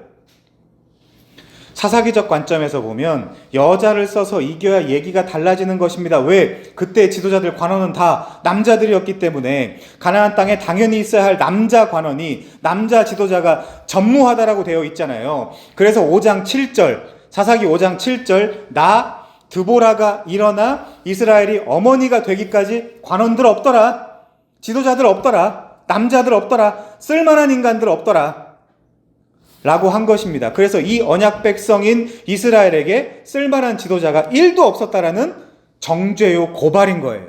그러니까 이 문맥에서도 어떤 사람들은 남자들이 쓸모없으니 여자들은 좀 쓸만한가 보다, 이렇게 접근하는 자들은 여전히 복음을 이해하지 못하고 있는 상황이란 말이에요. 성경은 지금 모든 인간에 대한 부정이지 그래도 쓸만한 사람을, 조금이라도 쓸만한 사람을 찾아 나서는 하나님을 소개하는 것이 아니에요. 그렇다는 것은 사실상 이 인류의 남성이라는 성별도 그리고 이 인류의 여성이라는 성별도 부정당해야 돼요. 내가 내 힘으로 나가서 싸워 이기겠습니다라고 말하는 자들이 없어야 돼요. 하나님, 우리는 못 이깁니다. 우린 못 이겨요. 그래서 우리는 주가 필요합니다. 바로 이 고백을 하는 자들이야말로 진정한 신자요 성도인 것입니다. 그런데 어떻게 참된 그리스도인이 이 땅에서 남성 우월주의, 여성 우월주의 운동이나 하고 있을 수 있겠습니까? 어떤 성별을 받았든, 어떤 상황에 있든, 어떤 배경에 있든 하나님만 바라보고 그 앞에 순종하면 끝이에요. 사회를 바꾸려고 하지 말라니까요. 안 바뀐다니까요. 안 바뀌어요, 사회는 절대로. 그냥 그 답답하고 말도 안 되는 사회 속에 여러분들을 가둬두고 연병장 돌아. 하나님은 그러는 거예요. 사회를 바꾸는 게 복음이 아니에요. 자, 바로 그때 그 고백을 할 수 있는 여자, 그때 하나님이 알겠다. 내가 앞장서서 나가서 싸우마 하시는 겁니다. 그것이 아니고 자꾸만 내가 싸우려고 하는 것을 성경은 은혜 반대편에 있는 행위, 행함에 서 있는 자다. 남자라고 하는 것입니다. 그러나 행위, 특별히 율법의 행위로 구원에 이를 수가 없다라고 이야기하잖아요. 율법의 한 의로 구원을 받잖아요. 그것이 뭐죠? 이 세상 모든 잘난 척하는 남자들이 추구하는 힘이 아닌 유일하게 하나님의 말씀에 순종하러 그 목적 하나 가지고 이 땅에 여자로 오신 주 예수 그리스도에 대한 믿음이요, 신뢰요, 사랑인 것입니다. 바락은 반드시 드보라와 함께 해야만 이 야빈의 군대 장관 시스라와의 전쟁에서 이길 수 있는 거예요. 그때의 역할은 바락이 말씀에 순종하는 자리로 내려감으로 바락이 여자가 되고 드보라가 바락에게 지시를 함으로 드보라가 남자가 되는 것입니다. 그래서 이 교회 안에서는 남자가 높거나 여자가 높거나 여자가 낮거나 남자가 낮거나 이런 게 없어요. 누가 지시를 해도 되고 누가 가르쳐도 되고. 제가 말씀드렸잖아요. 아볼로를 가르친 사람이 누구예요? 그래요. 여자라니까요. 그가. 여자란 말이에요. 여자가 아볼로를 가르쳤단 말이에요. 그러니까 그게 교회 안에는 없는 거예요. 다만 이 프레임으로 복음을 이해하는 것이죠. 그것이 하늘의 역할, 젠더입니다. 그래서 예수께서 이 세상에 아들로 오셨지만 아버지 하나님께 순종하는 여자의 역할로 오신 것이고, 우리라는 이 세상에서 대장되고 싶어하는 남성성 충만한 남자들은 이 약한 자로 오신 여자에 의해서 죽임당해야 되는 거예요. 자기를 부정하고 자기 성별을 부정하고 예수가 뭐라 그러죠? 네 생명도 부정해야 된다. 어디서요? 십자가에서. 그래서 본문 14절 봅니다. 14절. 드보라가 바락에게 이르되 일어나라. 이는 여호와께서 시스라를 내 손에 넘겨주신 날이라. 여호와께서 너의 앞서 나가지 아니하시겠느냐 하신지라. 이에 바락이 10,000명을 거느리고 다볼산에서 내려가니 여호와께서 바락 앞에서 시스라와 그의 모든 병거와 그의 온 군대를 칼날로 혼란에 빠지게 하심에 시스라가 병거에서 내려 걸어서 도망한지라. 어떻게 됐죠? 드보라 말씀을 의지하니까 이 여호와의 전쟁에서 깨끗하게 승리한 것입니다. 바락은 믿음으로 자신과 세상을 이긴 거예요. 세상을 이기는 건 사실 중요하지 않아요. 비로소 하나님의 말씀에 순종하는 나, 탈탈 털리고 텅텅 비워진 나를 축복해야 되는 거죠. 그러면 자연스럽게 세상을 이기게 되어 있어요. 본문에는 여호와께서 시스라를 네 손에 넘겨주었다라고 표현되어 있습니다. 늘 여호와는 너의 앞서 나가지 아니하시겠느냐라고 해요. 그래서 여러분도 여러분의 인생과 삶 속에서 이 사실을 믿으셔야 되는 거예요. 여러분이 아무리 이 세상의 전투와 전투 속에서 살아도 그 전투에서 승리하는 방법은 하나님의 말씀을 의지해서 사는 방법밖에 없다라는 것이죠. 우리가 쉽게 착각하는 것이 있습니다. 바로 적군이라는 전쟁의 그 대상을 잘못 정하는 거예요. 여러분의 적군은 누굴까요? 지금 여러분을 괴롭게 하는 환경이나 사람이 아니에요. 바로 여러분 자신입니다. 자꾸 내 대적을 아도니 베색이나 구산 리사다임이나 에글론이나 야빈의 시스라나 그런 식으로 상정하지 마십시오. 그러면 또 적군이 생기고 또 적군이 생깁니다. 여러분의 적군은 밖에 있지 않아요. 여러분의 가장 큰 대적은 여러분 자신이에요. 이 상황에서 벗어나게 해달라는 기도는 종교인의 기도요. 이 상황 속에서도 진짜 미치겠고 죽을 것 같은 상황 속에서도 절대로 흔들리지 않고 하나님만 바라보고 하나님만 사랑하게 해달라고 하나님만 바라보는 그 여자로 만들어달라고 기도하는 사람이 성도예요. 그러니 어떻게 여러분 기도를 안 할 수가 있습니까? 성도가? 제가 저런 기도하지 말라 그랬지 이런 기도하지 말라고 한 적이 없잖아요. 밥 존스, 하나님께 가벼운 짐을 달라고 구하지 말고 우리 다 그거 구하고 있잖아요. 무거운 짐도 너끈히 질 수 있는 강인한 어깨를 달라고 기도해라.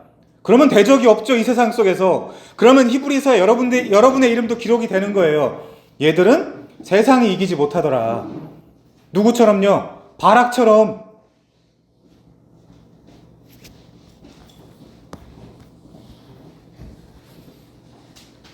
자꾸 환경에 들어가지 말라니까요. 환경이라는 프레임에. 아니 이게 더 지혜롭지 않나요? 나를 그 환경보다 환경을 너끈히 감당하고 그 환경 속에서도 웃을 수 있는 사람 만들어 주십시오, 하나님. 그래서 사도 바울이 뭐라고 합니까? 빌립보서 4장 12절. 나는 비천에 처할 줄도 알고 풍부에 처할 줄도 알고. 어디서 썼어요 이거? 모든 일 곧 배부름과 배고픔과 풍부와 궁핍에도 처할 줄 아는 일체의 비결을 배웠노라. 모두가 오해하는 성구. 내게 능력 주시는 자 안에서 내가 모든 것을 할 수 있느니라. 사람들이 문맥을 고려하지 않고 오석하는 가장 대표적인 성구죠. 바울은 지금 감옥에 갇혀 있단 말이에요. 감옥에 갇힌 상태로 내게 능력 주시는 자 안에서 모든 것을 할 수 있다라는 말은 모든 환경과 조건을 이길 힘이 내 안에 있다라는 말이에요. 총리 된다, 잘 된다, 부자 된다, 성공한다. 얘가 지금 그런 거 생각하고 있을까요? 언제 죽을지 모르는데? 감옥 안에서? 지금 감옥 아닙니다. 서울에 있는 감옥 아니에요. 쉽게 말해 절대로 나를 이 감옥에다가 가둔 하나님을 원망하지 않겠다는 뜻이에요. 바울은 지금 모든 환경을 지배할 능력이 있을 만큼 나는 충분히 강한 자다라고 말하고 있어요. 근데 이 동사를 수식하는 분사구는 엔, 토, 엔, 뒤담은 티, 매, 즉 내게 능력 주시는 자 안에서예요. 아니 이거 가져보고 싶지 않아요? 언제까지 환경 때문에 원망하고 탓하고. 엔 디나모, 디나미스란 이 단어, 강하게 하다, 능력을 주다, 원기를 돋구다라는 의미를 갖고 있어요. 디나미스죠. 자, 이 단어는 그리스도의 권능적 사역을 묘사할 때마다 사용되는 단어예요. 그러므로 나를 강하게 하고 능력을 주고 원기를 돋구는 분, 내게 능력 주시는 자는 그리스도라는 것입니다. 온갖 벌레와 추위와 더위와, 우리 하나도 못 견뎌요 이거. 습기와 악취와 죽음의 기운이 가득가득한 이 감옥 안에서 바울의 고백을 다시 한번 들어볼까요? 옛날엔 목사들한테 이상하게 배웠잖아요. 내가 능력 주시는 자 안에서 나는 대통령도 될 수 있어 가 아니라, 다시 들어볼까요? 내게 능력 주시는 자 안에서 나는 모든 것을 할 수 있다. 모든 것을 견딜 수 있고 참을 수 있다. 나는 모든 것을 감수할 수 있다. 여러분 우리 지금 삶 너무 부끄럽지 않아요?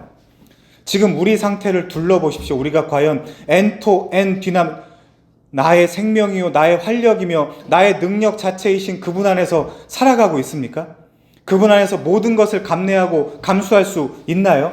정말 여러분은 모든 것을 감당할 수 있습니까? 고린도후서 4장 8절. 사방으로 우겨쌈을 당하여도 쌓이지 않고 답답한 일을 당하여도 낙심치 않고 박해를 받아도 버림받지 않고 거꾸러뜨림을 당해도 망하지 않습니까? 아닌 것 같은데. 연병장 죽을 때까지 돌아야 될 것 같은데요. 우리가 항상 예수의 죽음을 몸에 짊어짐은 예수의 생명이 또한 우리 몸에 나타나게 하려 함이니라. 맞습니까?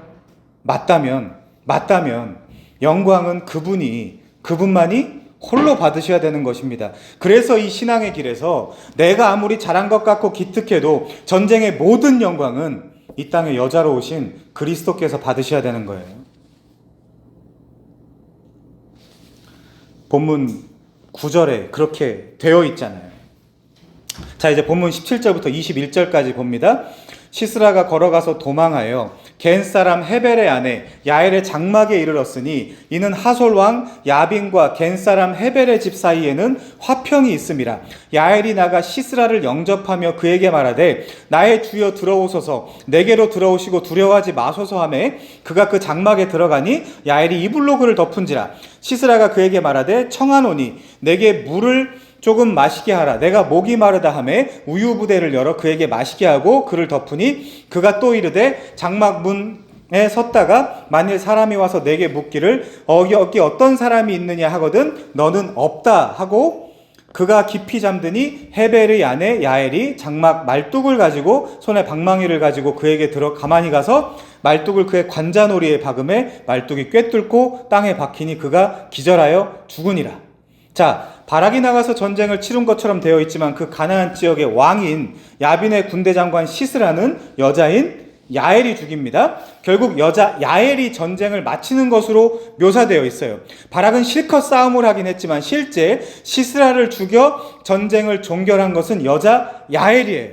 그럼 바락의 입장으로 돌아가면 바락은 장군이지만 지금 야엘이라는 여자보다 낮은 자, 못한 자가 되는 거예요. 이 시대에 이렇게 말하면 어떤 사람들이 기분 나빠할 테니까 자 그럼 사실은 이 두 사이의 여자들보다 못한 여자가 되는 거예요. 제 의도 이해하셨습니까? 사실 하나님 앞에서 이 땅에 남자 없습니다. 이 땅의 모든 인간은 하나님 앞에 여자인 거예요. 여자여야 하는 거예요. 그런데 이 여자들이 남자로 살고자 하는 것이야말로 성경이 말하는 죄라는 것입니다. 그것이 어떤 거냐면 내 힘을 의지해서 살고자 한다는 것이 바로 그 의미인 거죠. 그래서 하나님께서는 이 땅에 한시적인 성별을 허락하셔서 너희들은 너희의 힘을 의지해서 살아가는 남자가 아니고 나에게 복속되어 나를 믿고 신뢰하며 살아가는 여자들이란다를 가르치는 거예요. 그래서 이스라엘 백성들은 자고하거나 교만해질 때마다 하나님 앞에서 무장해제를 당하는 일들을 겪는 것입니다. 보이는 힘을 더 이상 의지할 수 없는 상태여야만 비로소 보이지 않는 힘을 의지하게 되어 있기 때문에 그런 것이죠. 그래서 오늘 본문에도 여자들이 나오는 것입니다. 이 세상에 힘을 갖고 싶어 하지 않는 사람은 없죠.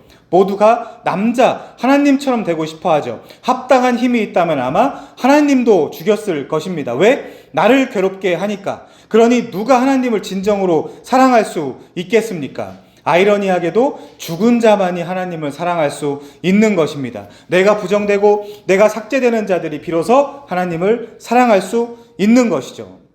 그래서 사사기의 모든 사건들이 독특하지만 오늘 본문의 사건은 여자로 시작해서 여자로 끝나는 거예요. 그럼 그 가운데 있는 남자는요. 낮아져라. 작아져라.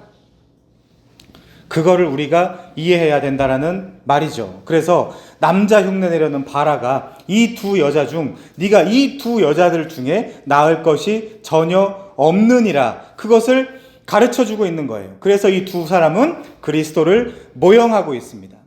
그래서 성경의 원리상 그리스도만이 하나님께 순종하고 복종했기 때문에 그렇습니다. 그래서 그리스도는 이 세상에 여자로 오셔서 한심한 남자들을 정죄하고 심판하고 낮추고 죽여서 여자를 만든 것입니다. 왜죠? 당신과 결혼할 사람을 만든 것이죠. 자, 그래서 본문 18절입니다. 아까 봤으니까 그냥 넘어가죠. 자, 18절부터 쭉 20절까지 보시면 그래서 뱀과 뱀의 후손, 여자와 여자의 후손의 전쟁을 예견한 하나님이 그 그림을 여기에서 한 번 더 보여주는 거예요.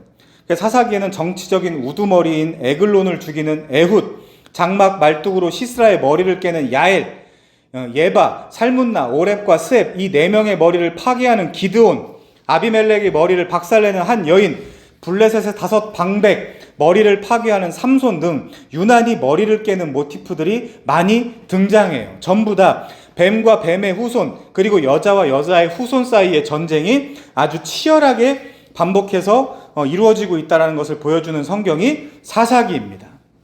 근데 이 아까 말씀드렸던 대로 이 헤벨의 집은 사실 혼합주의의 전형이죠. 이스라엘에 들어있다가 또 시스라 쪽에 붙었다가 하는 혼합주의의 전형인 것입니다. 그런데 그 집안 안에 놀랍게도 야엘이라는 여자가 있었어요.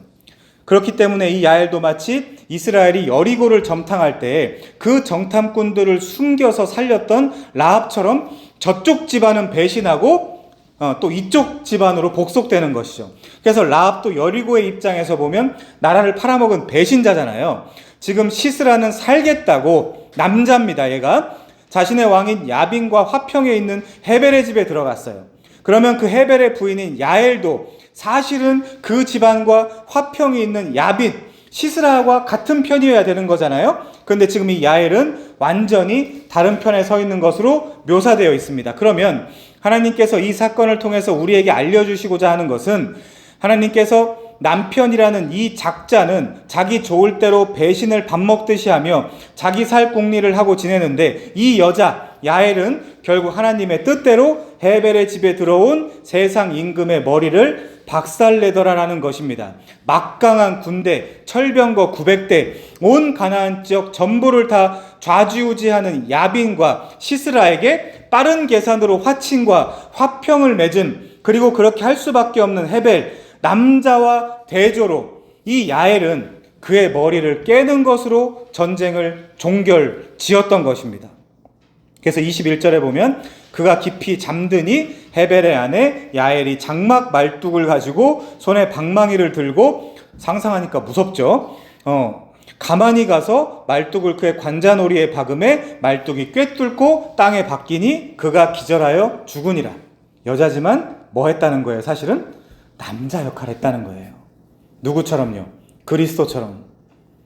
그래서 히브리서 2장 14절에 보면 자녀들은 혈과 육에 속하였음에 그도 또한 같은 모양으로 혈과 육을 함께 지니심은 죽음을 통하여 죽음의 세력을 잡은 자 곧 마귀를 멸하시며 또 죽기를 무서워함으로 한평생 매어 종로로 타는 자들을 놓아주려 하심이다 라고 이야기를 하는 거예요.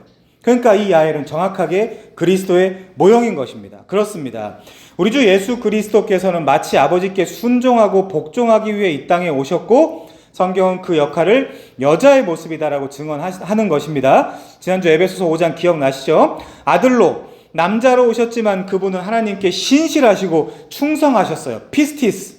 그래서 사사기 4장에서 바락을 낮추고 바락으로 하여금 여호와의 전쟁의 의미가 어떤 것인지 분명히 깨달을 수 있도록 전쟁을 주도하고 전쟁을 끝낸 드보라와 야엘은 분명 그리스도의 모형이고 예표인 것입니다. 남편은 보이는 힘을 쫓고 책략을 쫓고 세상을 쫓았지만 야엘은 그 와중에서도 하나님을 신뢰하고 하나님을 믿고 율법을 뛰어넘어 이 전장에서의 수장의 머리를 박살낸 것입니다. 그러니까 하나님께서는 이 야엘의 이야기를 통해 지금 이스라엘 백성 전체를 고발하는 거예요. 너 지금 어디 있어? 너 지금 어디 있니? 이 야엘은 지금 자기 가정과 민족이 풍전등화와 같은 상황 속에서도 하나님만 의지하고 바라보며 여자로서 할 수 없는 일을 했는데, 너희 이스라엘 남자들아, 이 기회주의자 같은 놈들아, 가만히 있으면 여기 붙었다가 저기 붙었다가 하늘에 붙었다가 세상에 붙었다가 하는 남자놈들아, 너희 자리가 어디냐라고 하나님이 물어보고 계신 것입니다. 그래서 예수께서도 세상에 가장 약한 모습으로 오신 것입니다. 고린도전서 1장 22절, 유대인은 표적을 구하고 헬라인은 지혜를 찾으나 우리 여자는 십자가에 못 박힌 그리스도를 전하니 유대인에게는 꺼리끼는 것이요 이방인에게는 미련한 것이로되 남자. 왜요? 약하니까. 오직 부르심을 받은 자들에게는 유대인이나 헬라인이나 그리스도는 하나님의 능력이요 하나님의 지혜니라.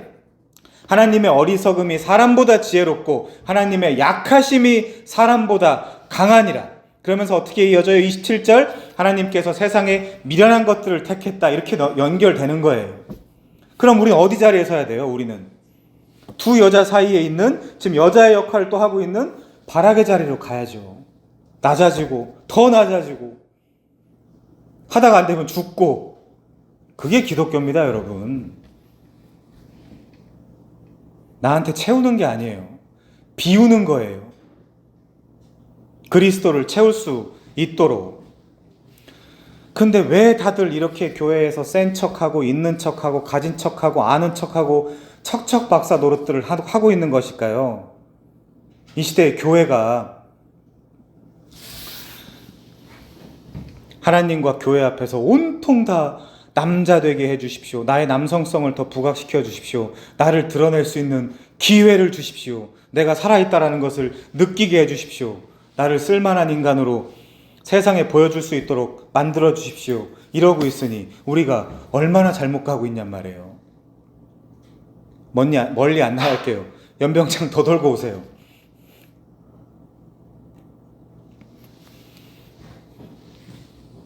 이 땅에서 살아내기 위해서는 하늘의 방식으로는 도저히 못 살겠다는 거 아닙니까? 그것을 불신앙이라고 하는 것입니다. 그것을 바락을 통해 이스라엘 전체를 드러낸 거예요. 자, 본문 22절부터 24절입니다. 마지막 절이죠. 바락이 시스라를 추격할 때에 야엘이 나가서 그를 맞아 그에게 이르되 오라 네가 찾는 그 사람을 내가 내게 보이리라 하매 바락이 그에게 들어가 보니 시스라가 엎드려져 죽었고 말뚝이 그의 관자놀이에 박혔더라. 머리가 깨진 거예요. 창세기 3장에서도 머리 깬다 그러죠. 이와 같이 이날에 하나님이 가나안 왕 야빈을 이스라엘 자손 앞에 굴복하게 하신지라. 이스라엘 자손의 손이, 근데 이스라엘이 핫대라 그래요. 가나안 왕 야빈을 점점 더 눌러서 마침내 가나안 왕 야빈을 진멸하였더라. 전쟁이 끝났습니다. 그러나 사실상 전쟁은 여인들의 손에 의해서 끝난 거예요. 이번에는 그 위대한 신앙 고백, 당신이 가지 않으면 나는 결단코 전쟁에 나가지 않겠다라는 그 위대한 신앙 고백 직후 이번만은 남자 바락이 영광을 받아서는 안 돼요. 안 돼요. 사실상 그 전쟁을 승리로 이끈 것은 드보라와 야엘이 상징하는 이 땅의 여자로 오신 우리 주 예수 그리스도야 하는 것입니다. 바락은 바락바락하며 그 말씀에 순종한 것이 전부입니다. 믿음으로 말씀과 함께 전장에 나갔어요. 그래서 믿음장에 그리고 생명책에 농명된 것입니다. 그렇다면 영광은 모든 부족하고 쓸모없고 나대고 자신을 드러내고자 하는 이 한심한 이 세상의 모든 남자들 사이에 아버지의 뜻에 순종하러 오신 한 분 여성 주 예수 그리스도의 것입니다. 그분이 독점하셔야 돼요. 우리 사사기 5장 24절부터 27절까지만 읽고 마치겠습니다. 이제 자연스럽게 보이고 읽힐 것입니다. 사사기 5장 24절부터 27절까지만 읽고 마치겠습니다. 겐사람 헤벨의 아내 야엘은 다른 여인들보다 복을 받을 것이니 장막에 있는 여인들보다 더욱 복을 받을 것이로다. 누구 이야기겠어요? 시스라가 물을 구하매 우유를 주되 곧 엉긴 우유를 귀한 그릇에 담아 주었고 손으로 장막 말뚝을 잡으며 오른손에 일꾼들의 방마기를 들고, 오른손이 뭘 상징하는지 아시죠? 시스라를 쳐서 그의 머리를 뚫 때 곧 그의 관자놀이를 꿰뚫었더라. 그가 그의 발 앞에 구부러지며 엎드려지고 쓰러졌고 그의 발 앞에 구부러져 엎드려져 그 구부러진 곳에 엎드려 죽었도다. 여기까지만 읽어도 되겠네요. 그래서 31절에 보면 그 땅이 40년 동안 평안하였더라. 누구 때문에요? 여자들 때문에. 여러분, 영광은 주 예수 그리스도의 것입니다. 자기를 비워 종의 형체를 가지고 자기를 낮춰 죽기까지 복종하신 이 남자들의 세상의 유일한 여자, 그분 이름 앞에 무릎을 꿇고 주라 시인하며 하나님 아버지께 영광을 돌리는 저와 우리 애아드 교회이길 바랍니다. 함께 기도하겠습니다.